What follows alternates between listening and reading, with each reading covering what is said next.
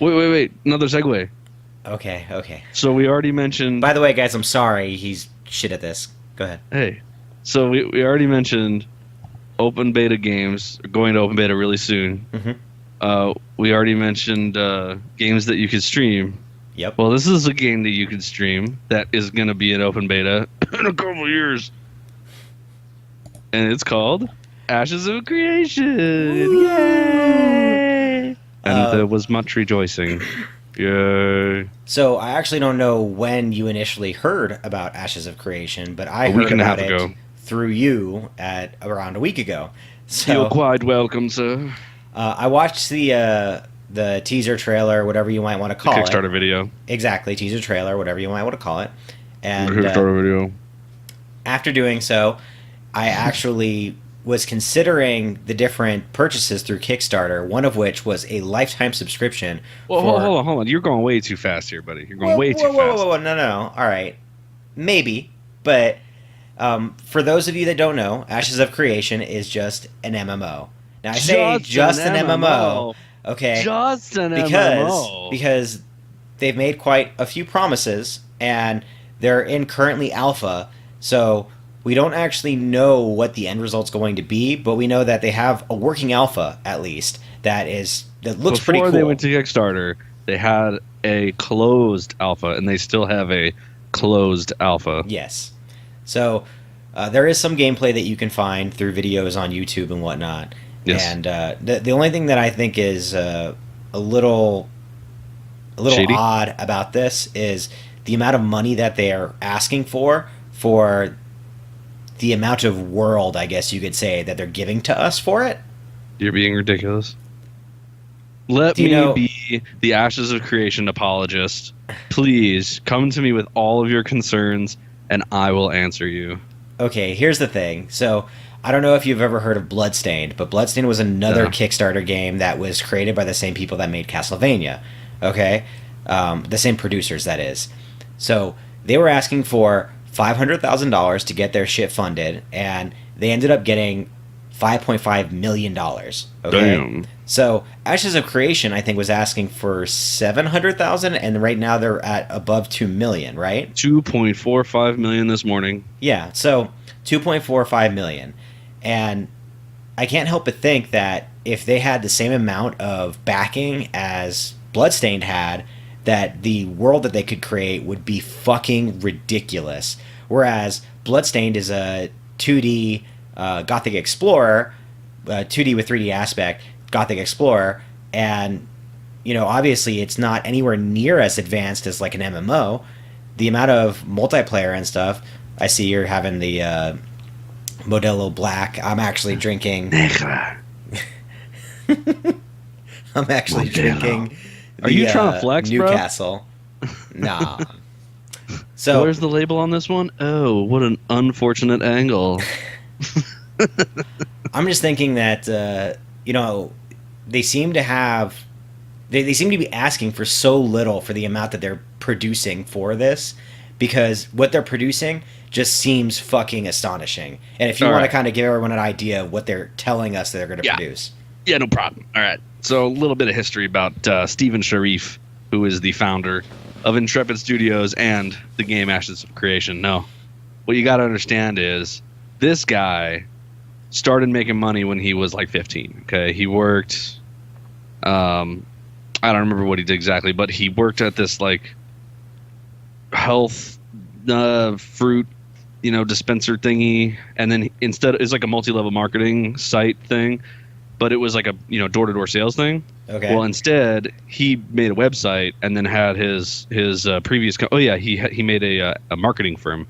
So he had his marketing firm make a website for multi-level marketings. I want to say scam because I fucking hate multi-level marketings, but like there's good ones out there. Like Mary Kay or whatever it's called. Sure. I think that's one. So there's a couple good ones out there. Anyway, I'm not saying this was a good one, but that's how he made his initial money nut. Which was, he made a website, it was successful, he made a bunch of money. Then he went into real estate, started making some investments, became a pretty savvy investor. He made, like 30, 40, 50 million, right? Oh, and so he was like, I'm just going to sit on my ass. I don't need to do anything else. So he just invested his money. He's still doing that too, but he started playing MMOs because what the hell else are you going to do with your life? If work doesn't interest you. So he just started playing MMOs. He played, WoW. He played, I think the last one he was playing was Arcade, if I'm remembering right. It's some Korean one, I think. Anyway, and he runs like big guilds too, like giant guilds. I mean, imagine you're a guy, you have a bunch of money, and you have a bunch of time. The perfect thing for you to do is to be a guild leader. Like, it's absolutely perfect. Yeah, you're going to manage people that you're going to have fun with. So yeah. So anyway, he's got this big ass guild, right? And then he's like complaining nonstop about the pay to win. Even though he has the money, it's like, I don't want to log in and just spend like $600 on oh my God, is that a panda? I gotta buy it. Like he doesn't like it because he knows that not everybody's rich like him. So he's like, you know what? Fuck this. I'm going to make my own MMO because you assholes haven't made one for me. So instead of playing a good game right now like he should be, because he's in America, okay, and he made a bunch of money, he doesn't have to work ever again, but he chose to. He sacrificed his time to bring us happiness. All right, so Stephen Sharif decided I'm gonna make a video game, okay? So he's like 30 mil, 28 mil down in a rabbit hole of fucking funding this game. Okay, well, first of all, he went and bought people. He took people and bought people. He's a slave driver. So he went and found people that have been making MMOs or video games in general, okay? Yeah. He had a bunch of meetings with them. He hired the ones he liked, especially one of them's, I think, Jeffrey Bard is his name. He worked on like Star Wars Galaxies. A couple people worked on EverQuest 1, EverQuest 2. Like, these are people that have been in the business, right? Now, they've been in the business of, in my opinion, like failed MMOs, but they weren't making the whole game. They were making part of the game. So they just have experience, okay? So anyway, he got all these people together and he sunk, like I said, 28, 30 million. So he says, we don't have proof of that, but that's what he says, into the game so far. Okay. He says that it's about 35 million now, but I'm saying by around the beginning of the year, he said he had sunk 28 to 30 million into the game. Okay. So they're already like 14, 15 months into development. They're in alpha. That's good. That's all good stuff. I've watched every Q&A that they've put out so far, the official ones. And from what I can tell, it would be a miracle if it came out in 2019, which I'm hoping for. But with all the stuff that they're adding to the game, I would not be surprised 2020 release at the, like, I'm not hoping for more than earlier than a 2020 release, okay? Because right now they're quoting a 2018 release is what I think is on there. They are not quoting a 2018 release. This is what you're thinking. You're thinking that the Kickstarter delivery date is the release date of the game. That is not the case. Kickstarter requires you to have a Kickstarter date, okay? And the earliest that they plan on releasing the beta is late 2018, okay? And I want to be a part of the beta. I haven't signed up yet. I haven't done Kickstarter yet. I'm working my way towards it. There's like 6 days left.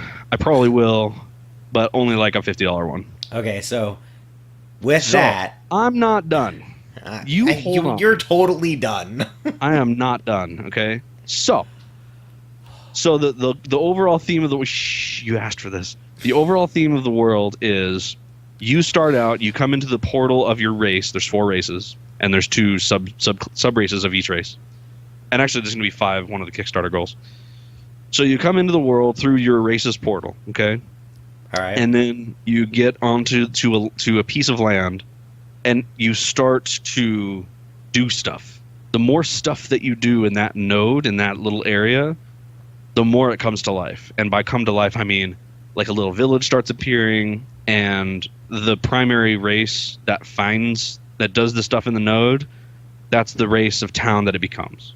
Okay. And then based on geographical markers and little influencing things around that area determines what kind of city it will become. There's a limit of 5 metropolises that takes many months to make. So the cool thing is, though, once those metropolises are made, you can take them down. But once a metropolis is made, a lot of the other nodes around it stop producing, so you can't actually like make a city right next to another city. Yeah. And the bigger the city is, the farther away the other one has to be. There's tons of limitation in that regard. The only way to move items, you can't like mail a bunch of items to your alt. You actually have to buy space on a caravan and transport the items on the caravan, and it has to move all the way through the world. There's almost no fast travel in this game. You can't go to Orgrimmar and port over to whatever.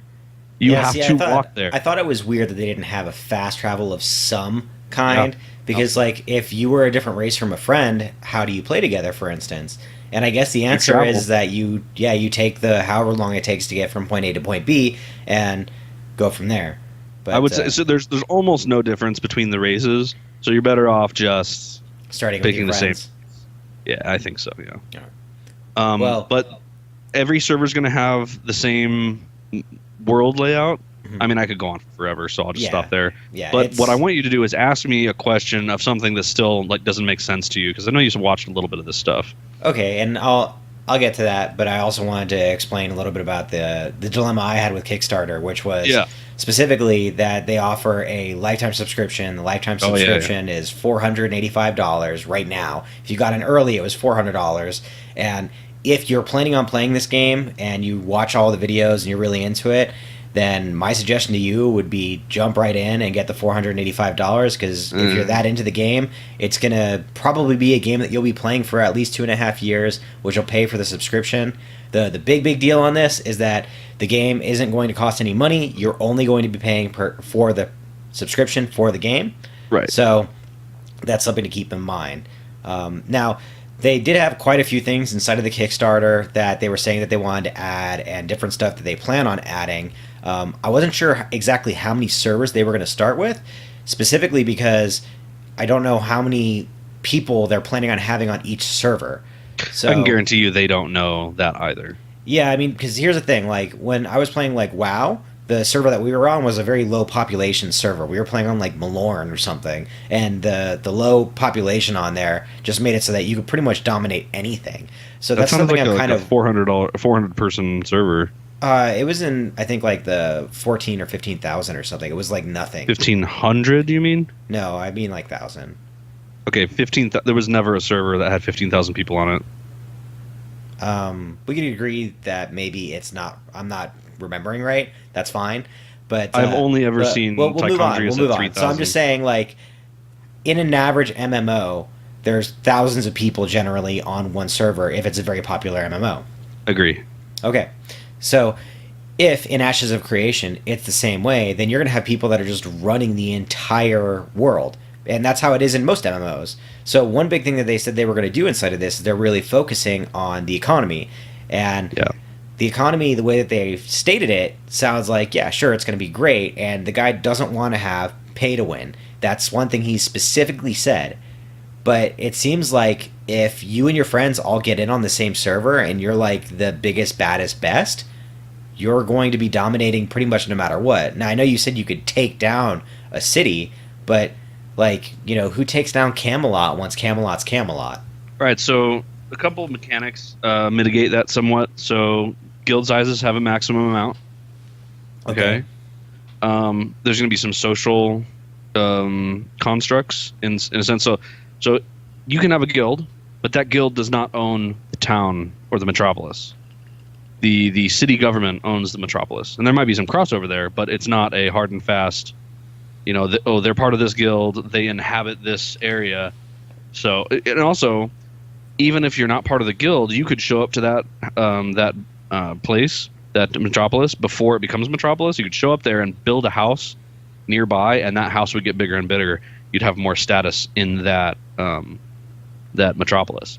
Yeah, but and as soon as you get a metropolis, you only have the benefits of that one metropolis. There's 5 different types of metropolises that can exist. Okay, I think it's militaristic, science, religion, and a couple others I can't remember. But if you have the military one, you don't have the advantages that the other ones do. So you want more than that. So, but you're saying these things, and these things are present inside of most games. Like, False. For instance, a guild cap. There's almost always a guild cap. Not everyone there's a guild meets cap, it. But like, for instance, guilds don't have towns. Okay, then that's fine. So, but there's also, if there's a guild cap, what usually happens is that if the guild cap is extremely low, then people that are friends with those guild players make a sister guild or a brother guild. Usually, I believe they're called sister guilds or daughter guilds or something like that, because you have a parent guild and then you have the children guild underneath it.